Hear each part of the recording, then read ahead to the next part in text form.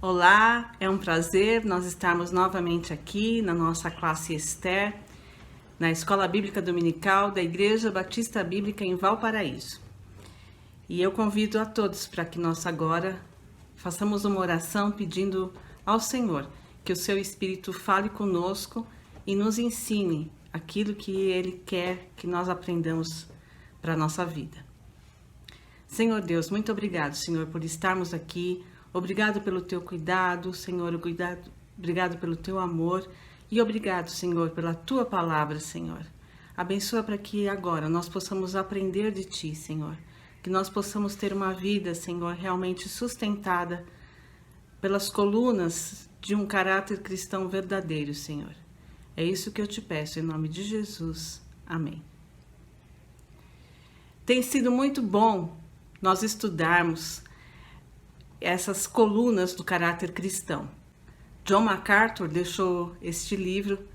escreveu este livro tão precioso e ele tem nos ajudado a percorrer a palavra de Deus e ver essas verdades da palavra de Deus.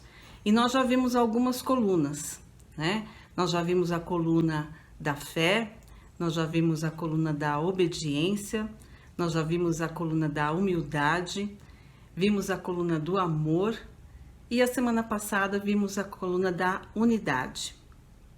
E hoje nós vamos ver algo que distingue realmente um caráter cristão, que é o crescimento. A vida é um contínuo processo de crescimento. Tudo cresce, né? As plantas crescem, os animais crescem, os nossos filhos, o que nós mais desejamos é vê-los crescendo. O tempo todo a gente está vendo ali algum sinal de que ele está crescendo. Ele começou a andar, ele começou a falar, né? São passos de crescimento. E o pastor John Stott, ele classifica o crescimento espiritual como uma responsabilidade do cristão. Na vida espiritual, nós também temos essa coluna, né, distintiva de um caráter cristão verdadeiro, que é o crescimento. Nós temos o grande privilégio de ter um relacionamento com Deus, mas temos essa grande responsabilidade de crescer espiritualmente. A tragédia é que muitos cristãos, né, não têm crescido realmente na palavra de Deus, no conhecimento de Deus, não têm apresentado crescimento. Eles continuam sendo bebês em Cristo e isso não é algo que Deus queira para nós. Que nós permaneçamos como bebês em Cristo, mas Ele quer que todos realmente cheguemos à maturidade, né? O crescimento espiritual, ele não é uma opção para nós, ele é uma ordem, né? E em 2 Pedro, capítulo 3, versículo 18, nós lemos: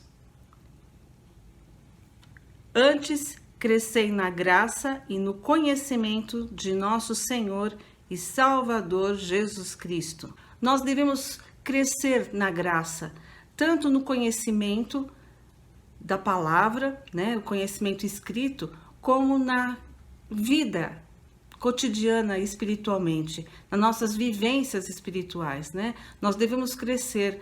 Paulo, em 2 Coríntios, capítulo 3, versículo 18, ele nos encoraja a isso. E ele diz o seguinte: E todos nós, com o rosto desvendado, contemplando como por espelho a glória do Senhor, somos transformados de glória em glória na sua própria imagem, como pelo Senhor, o Espírito. Quando nós contemplamos a glória de Deus, né, tanto na sua palavra, olhando como um espelho para a palavra de Deus, como no agir de Deus, quando nós contemplamos a glória de Deus, nós somos transformados pelo Espírito Santo. Então, nós crescemos e a Escritura é esse espelho, né, que nós podemos nos defrontar, podemos nos revelar ali todos os nossos pecados, os nossos erros, enfim, podemos ser realmente, através do Espírito Santo de Deus, trabalhados para que possamos crescer e nos tornarmos cada vez mais maduros espiritualmente. Paulo, em várias das suas epístolas, das suas cartas, ele fala sobre o crescimento dos crentes. Ele desejava ardentemente que todos os crentes crescessem no conhecimento e na graça de Deus. Em Gálatas, capítulo 4, versículo 19, ele escreve: Meus filhos, por quem de novo sofro as dores de parto, até que Cristo seja formado em vós. Ele tinha a consciência de que os cristãos iam se formando, né? Cristo ia se formando neles. Era um processo e não algo que era dado logo com a salvação, mas que era um processo de crescimento. Em Efésios, nós também podemos ver lá em Efésios capítulo 4, versículo 13.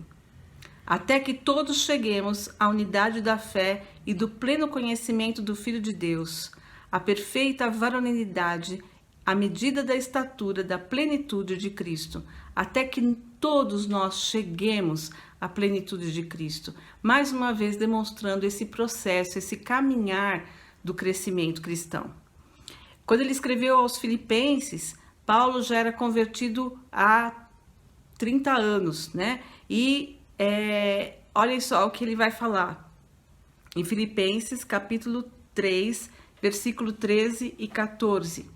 Irmãos, quanto a mim, não julgo havê-lo alcançado, mas uma coisa faço, esquecendo-me das coisas que para trás ficam e avançando para que estão diante de mim, prossigo para o alvo, para o prêmio da soberana vocação de Deus em Cristo Jesus. Paulo prosseguia para o alvo. Paulo, depois de 30 anos, não tinha alcançado o alvo, né?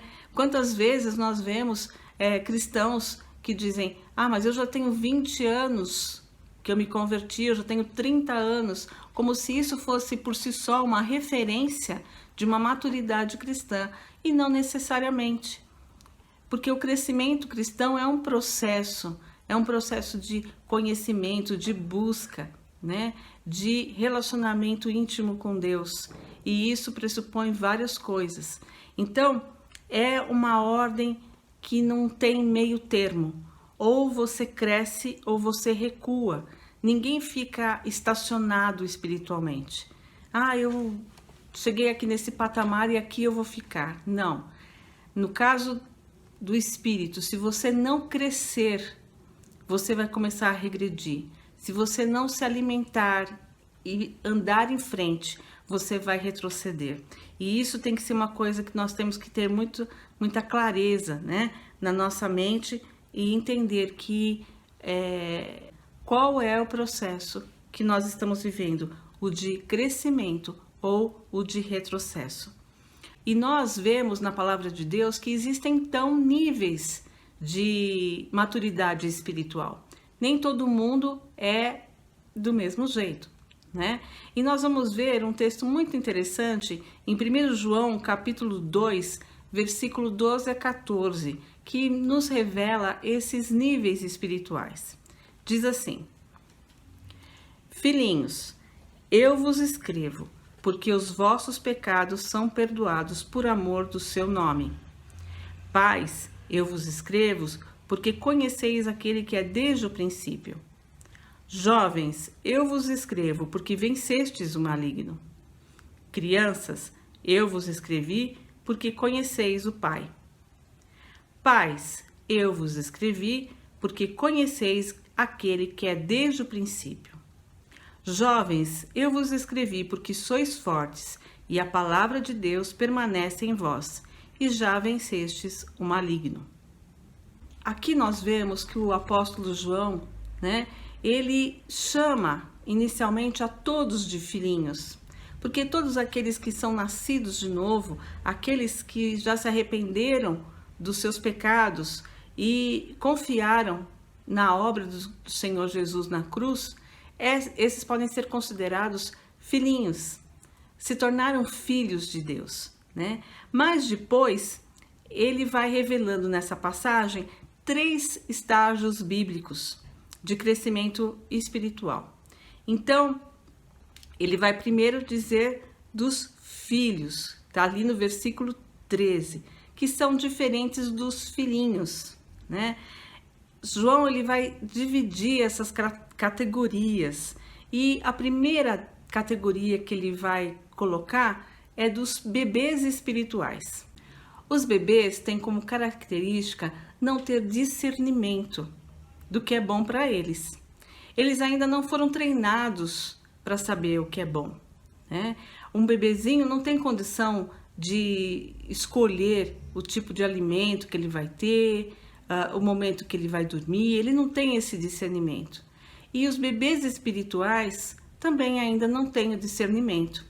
Nós temos lá em Efésios capítulo 4, versículo 13 e 14, um texto que diz o seguinte: até que todos cheguemos à unidade da fé e do pleno conhecimento do Filho de Deus, ao estado de homem feito, à medida da estatura da plenitude de Cristo, para que não sejamos mais inconstantes como crianças, levados ao redor por todo vento de doutrina, pela mentira dos homens, pois pela sua astúcia na invenção do erro.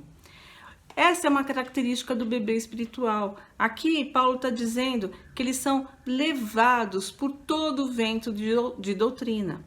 São crentes que não têm bases doutrinárias sólidas. E qualquer nova doutrina, qualquer interpretação, né, se aquilo for de encontro a uma necessidade que ele tem naquele momento, ele acaba indo com aquela ventania, né? Ele falou que, Deus, olha, Deus mostrou aquilo e vai, né? Porque ele ainda não tem o discernimento das coisas espirituais.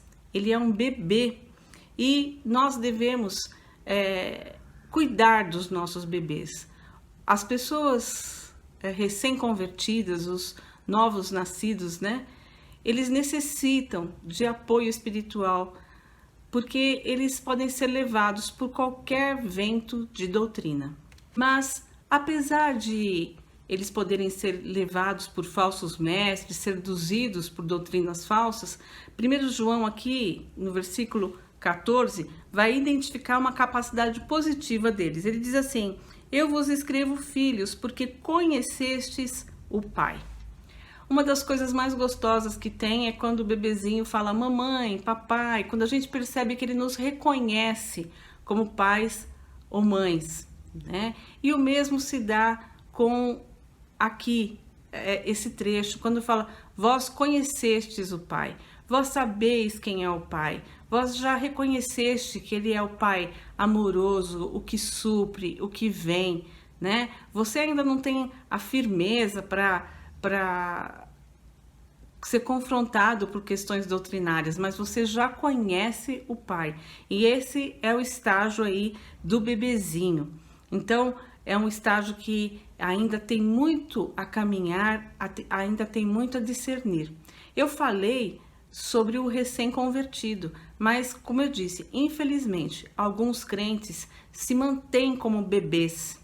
Eles reconheceram o amor do Senhor, eles se arrependeram dos seus pecados, eles se converteram, mas permanecem, né, sem o discernimento da palavra, sem conhecer de verdade o Deus a quem eles deveriam servir integralmente. Devemos nos alegrar, né, nesse ponto inicial de caminhada com o Senhor, quando nós nos encontramos com o Senhor, quando somos crianças no Senhor, nós devemos nos alegrar por isso, mas não podemos parar aí.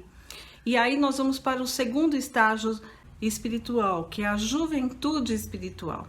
E João vai dizer: eu vos escrevo, mancebos, porque vencestes o maligno. Aqui no versículo 13, né? O grego para venceste é o verbo que está no tempo perfeito, que significa que podemos atingir um ponto no nosso desenvolvimento espiritual em que já sobrepujamos o maligno, Satanás. Vocês já venceram Satanás. Já passaram por um outro estágio. O jovem, o mancebo, ele conhece a palavra de Deus. Ele já utiliza a palavra de Deus. Ele já não é mais levado para qualquer vento de doutrina, né? Ele já aprendeu que a palavra de Deus é um recurso poderoso para ensiná-lo, para sedimentar o seu caminho. E isso é um caminhar de maturidade espiritual. Reconhecer a palavra de Deus como um instrumento realmente de revelação daquilo que Deus tem como certo, que tem como verdade. E essa é a única forma de vencer realmente o inimigo, é quando nós estabelecemos a Escritura como uma verdade na nossa vida. Eu vos escrevi, mancebos, porque sois fortes, e a palavra de Deus está em vós, e já vencestes o maligno. É por isso que vocês já venceram o maligno. Não é por uma força de vocês, mas é porque a palavra de Deus está em vós. A palavra de Deus está na sua vida e você tem essa palavra como um recurso para viver e vencer as batalhas que Satanás impõe a você. Isso não quer dizer que você já não peca mais, não. Mas você tem na palavra de Deus, quando confrontado, né, aquilo que vai realmente corrigir a sua vida, que vai te levar a um novo patamar. E esse é o segundo estágio do caminho espiritual, a juventude espiritual. E então ele vai passar a gente para o terceiro estágio, pais espirituais. Aqui João vai identificar duas vezes, né, esse termo em 1 João 2, 13 e 14. Pais, eu vos escrevo. E depois, pais, eu vos escrevi. Há uma diferença entre esse estágio e o estágio anterior da juventude espiritual. Enquanto ela, né, a juventude espiritual está animada, extraindo o conhecimento bíblico, né, da palavra de Deus, está ali usando a doutrina, entendendo, compreendendo a palavra de Deus, o pai espiritual, ele já tem uma sensação de descanso, de tranquilidade e de profundidade de caráter. Ele já vê as coisas como Deus vê e pensa como Deus pensa. Ele vê para além das circunstâncias e do momento, né? Então ele vive a tranquilidade da presença constante de Deus. Ele já tem um relacionamento aprofundado de Deus, porque não só conhece a palavra dele escrita, não só conhece os ensinos dele, mas já vivenciou na própria vida a ação de Deus. Ele reconhece o agir de Deus na sua vida, ele aprendeu com esse caminhar, né? Então, ele já teve a experiência de orações respondidas com os sims, com os nãos, e isso tudo traz para ele uma tranquilidade, porque além da palavra de Deus, através dela e para além dela, ele aprendeu quem é Deus e, portanto, ele descansa em Deus. Esse é o estágio de pai espiritual. Isso também tem a ver, essa maturidade tem a ver com obediência, porque ninguém conhece a palavra e não obedece, né? O verdadeiro conhecimento da palavra, ele traz obediência, e essa obediência leva à maturidade e à santificação. Então, é esse processo maravilhoso que nós temos aí e que João também alinhavou, né, para nós. Aqueles que realmente conhecem o seu Deus têm a sagacidade e o caráter estabelecido. E a Bíblia diz que eles terão grandes coisas por Deus, né? Deus confere a seus filhos maduros grandes experiências, grandes bênçãos, né? Porque eles no processo tiveram o melhor, que é o conhecimento real da pessoa de Deus, e portanto podem descansar nele. Bom, vocês viram que todos os níveis de espiritualidade aí que nós mostramos tem a ver com uma coisa básica, né? Que é o conhecimento da palavra de Deus. E uma grande tristeza é que muitas vezes, em muitas igrejas, a palavra de Deus tem sido negligenciada. As experiências místicas, né? Se elevar numa adoração, vem como um substituto da palavra de Deus, mas nada substitui a palavra de Deus quando a gente fala de crescimento espiritual. É somente pela palavra que nós podemos crescer. É nos alimentando dessa palavra que realmente nós podemos crescer. E existe uma passagem clássica na palavra de Deus que fala sobre esse crescimento e essa dependência da palavra de Deus para esse crescimento. Vamos ver, ela está lá em 2 Timóteo, capítulo 3, versículo 15 a 17, que diz: Pois desde a infância sabes as sagradas letras, que podem fazer-te sábio para a salvação pela fé que há em Cristo Jesus.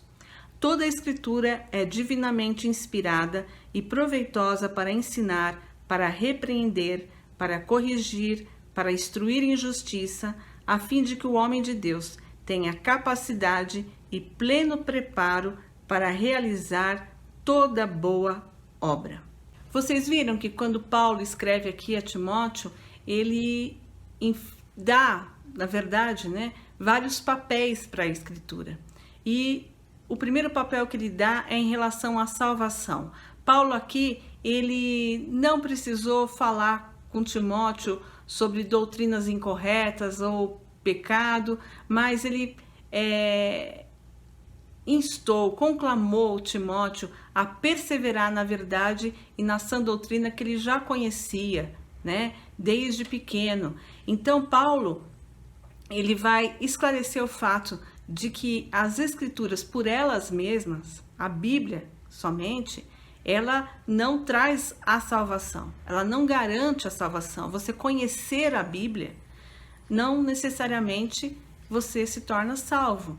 Nós temos aí teólogos, pessoas extremamente conhecedoras da Bíblia, dos escritos no grego, no hebraico, e que não reconhecem o Senhor Jesus realmente como seu Salvador.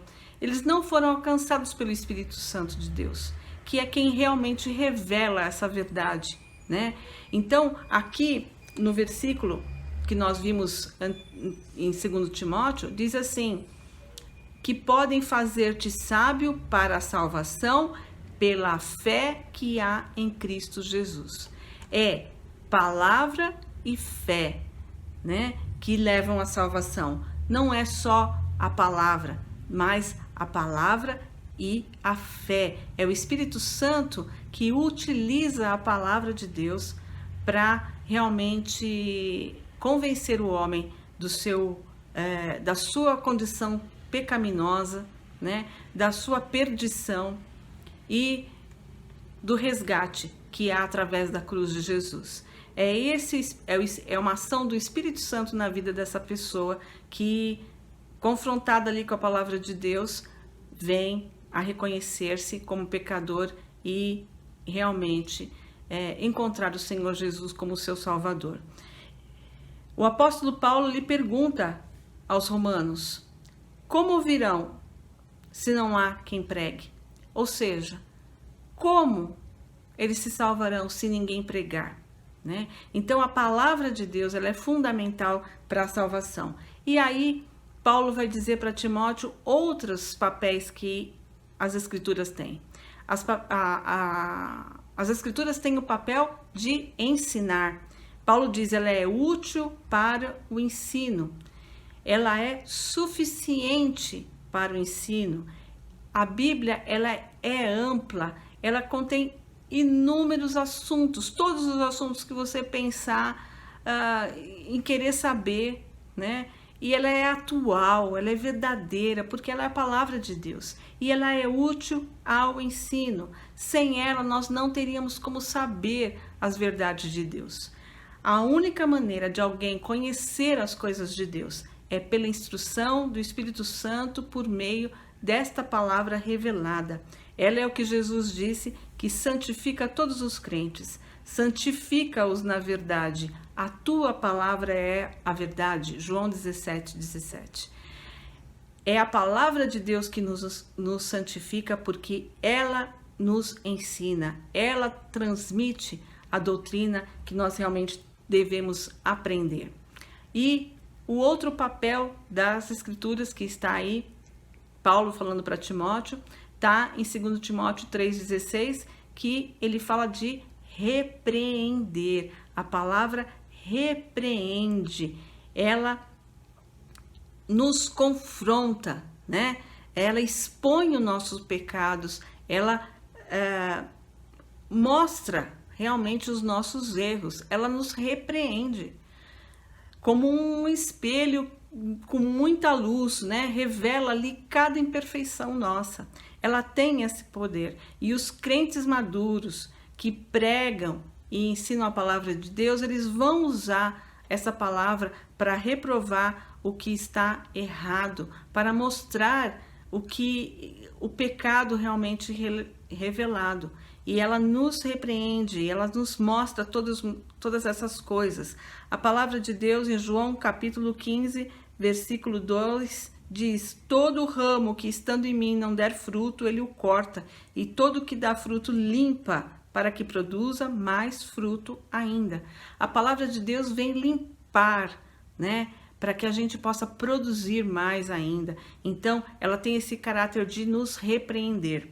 Mas ela não só nos repreende, não só nos mostra o erro, mas ela nos corrige. Ela nos mostra o que fazer. É muito ruim quando nós temos um educador, uma pessoa que só fala não, né? Nós vemos que muitas vezes funciona mais, ao invés de você falar para uma criança não corra, você falar para ela ande, né? Você ter uma palavra afirmativa, você dizer o que deve ser feito. Então, a gente não precisa só saber o que a gente não deve fazer, a gente precisa saber o que a gente deve fazer. E a palavra de Deus, ela é tão completa que ela não só nos repreende, nos mostra nossos pecados, mas ela nos ensina, de fato, o que nós devemos fazer. Ela nos corrige, ela nos tira daquele lugar ali, daquela estradinha que a gente está mandando errado e fala, não, filho, é por aqui, né? É por aqui que você vai ser abençoado, é por aqui que você vai colher bons frutos. Então, ela nos corrige. Aí Paulo usa o termo para instruir na justiça, né? Esse termo instruir também pode ser traduzido como treinar, treinar na justiça. A palavra de Deus, ela aplica as verdades na nossa vida. O Espírito Santo usa a palavra de Deus para aplicar no nosso dia a dia e nos treinar para viver em justiça, nos treinar para realmente sermos cristãos que produzem frutos de justiça. Então nós vemos como a palavra de Deus, ela é completa, ela nos corrige, ela nos ensina, ela nos fala da salvação, ela nos confronta, ela nos instrui em justiça, ela nos dá os parâmetros para a vida. Então nós não podemos dizer, eu sou o mesmo cristão de 20 anos atrás. Você não é o mesmo cristão de 20 anos atrás. Ou você é melhor ou você é pior. Você não estacionou, né? E nós temos à mão todas as ferramentas para crescer. E essa ferramenta é poderosa, que é a palavra de Deus, que é a nossa Bíblia, né? E nós vamos ver que nós precisamos realmente ter um desejo real por essa palavra de Deus. Se queremos vivenciar o crescimento verdadeiro, ele deve ocorrer de acordo com o modelo que está lá em 1 Pedro, capítulo 2, versículo 1 e 2. Portanto, deixando toda maldade, todo engano, fingimento, inveja e toda difamação, desejai o puro leite espiritual, como bebês recém-nascidos, a fim de crescerdes por meio dele para a salvação. Olha que coisa impressionante esse versículo, né? Quanto tempo nós perdemos em maldade, engano, fingimento, inveja, difamação, né? Falando do outro, gastando nosso tempo nesses prazeres, porque tudo isso dá prazer. Se não desse prazer, as pessoas não fariam, né? Mas quando a gente reconhece que o nosso verdadeiro deleite, o nosso prazer está na lei do Senhor, nós vamos desejar o puro leite espiritual como bebês recém-nascidos. Você já viu que o bebê recém-nascido, ele não espera A mãe dele não adianta falar assim, olha, peraí, filho, daqui 20 minutos eu te dou um leitinho. Não, quando ele tem fome, ele começa a se incomodar e vai até que ele chora, ele berra, ele, né, faz de tudo para ser acalmado quando vem o leite. Ele deseja ardentemente. O apóstolo Pedro aqui está dizendo que os crentes devem desejar a palavra do mesmo modo que um bebê então deseja o leite. E você deve desejar. Pedro aqui não está dizendo para a gente, olha, vocês devem estudar, vocês devem meditar. Não, ele está indo além. Ele está dizendo, vocês devem desejar, devem querer muito, né? Conta-se uma história sobre Sócrates, que diz que um jovem chegou para ele e falou para Sócrates, eu quero que o senhor seja o meu mestre. Aí ele falou, você quer que eu seja seu mestre? Sim, então siga-me. E ele foi andando e o rapaz andando atrás dele. E ele entrou no mar e o rapaz atrás dele. E ele continuou andando e o rapaz andando atrás dele. Não estava entendendo muito, mas ele queria muito ser discípulo de Sócrates. Falou, não, eu vou dar um jeito. O que ele mandar fazer, eu vou fazer. E ele foi até que a água começou a chegar aqui nele, né? E ele começou a ficar apavorado. E Sócrates virou para trás, pegou a cabeça dele e mergulhou, né? Ele devia ser forte, mergulhou a cabeça dele, daquele jovem, no mar. E ele começou a se debater e não conseguia engolir a água, tal. Quando ele estava desesperado, já estava bolha saindo, Sócrates soltou ele, né? E nossa, eu não estava mais conseguindo respirar, né? E aí Sócrates disse para ele, então, quando você desejar aprender do mesmo jeito que você desejou o ar, você vai poder ser meu discípulo, né? Essa é a questão, esse é o desejo. Não é eu desejo sim. É desejar como você deseja o ar. Eu peço a Deus para eu nunca ter falta de ar.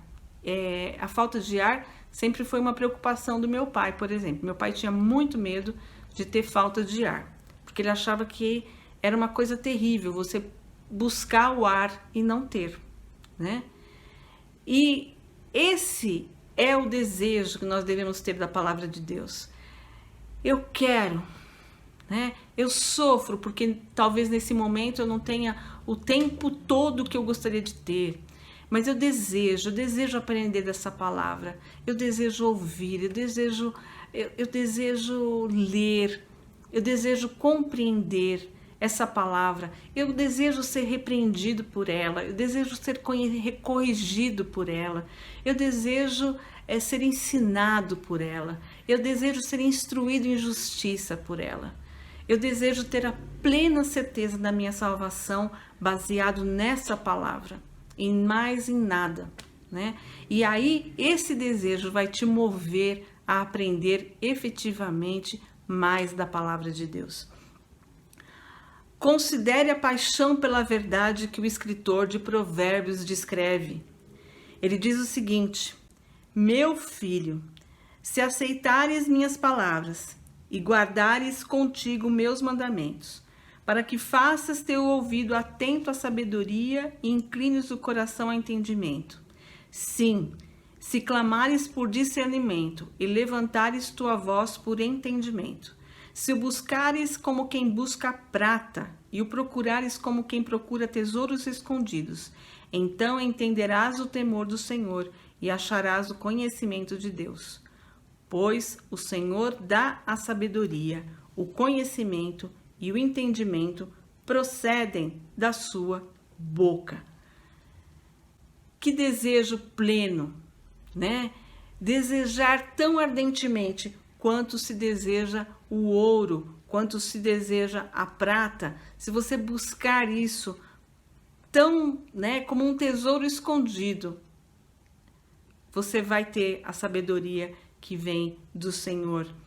E nós vamos concluir com Josué capítulo 1, versículo 8, que traz realmente um fecho aqui para esse nosso estudo sobre o crescimento espiritual, que ele diz: não afastes da tua boca o livro desta lei, antes medita nele dia e noite, para que tenhas cuidado de obedecer a tudo que nele está escrito. Assim farás prosperar o teu caminho e serás bem-sucedido. Como obedecer sem não conhecer as ordens? Como ser bem-sucedido sem obedecer ao nosso Deus? Isso é impossível. Então, se você quer ser bem-sucedido, se você quer obedecer, deseje plenamente a palavra de Deus. É ela que vai iluminar o seu caminho. Que isso seja a nossa busca. A palavra, o conhecimento da palavra de Deus. Uma semana abençoada para todos nós.